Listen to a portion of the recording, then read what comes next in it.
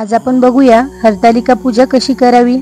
गणेश चतुर्थीच्या आदल्या दिवशीच म्हणजेच भाद्रपद शुद्ध तृतीयेला हरतालिका असे म्हणतात। या दिवशी मुली व सुवासिनी तेल लावून स्नान करावे। स्नान केल्यानंतर स्वच्छ केलेल्या जागेवर एका जागी चौरंग ठेवावे। रांगोळी काढून व केळीच्या खांबांनी चारही बाजूंनी सुशोभित केलेल्या चौरंगावर वाळू आणून पार्वती आणि सखीसह शिवलिंग स्थापित करावे।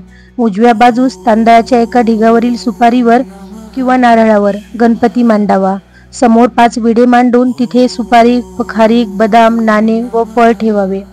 सर्वप्रथम स्वतःला हळद कुंकू लावून देवासमोर विडे ठेवावे। अक्षता, हळद कुंकू वाहून मनोभावे नमस्कार करावा। घरातील वडीलधाऱ्या मंडळींना नमस्कार करून नंतर पूजा आरंभ करावी। पूजा करण्यापूर्वी दिव्यांची पूजाही करावी। सर्वप्रथम गणपतीची आणि नंतर महादेव व सखी पार्वतीची षोडोपचारे पूजा करावी। पूजेसाठी घेतलेले साहित्य विधीपूर्वक देवाला अर्पित करावे।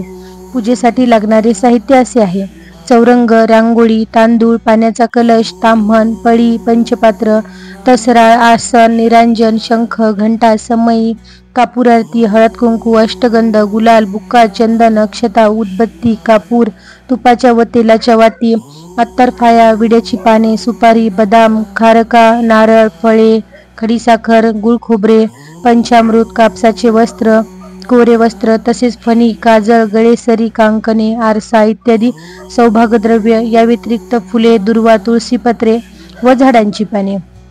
पूजा केल्यावर धूप, दीप, नैवेद्य दाखवून पत्री व्हावी।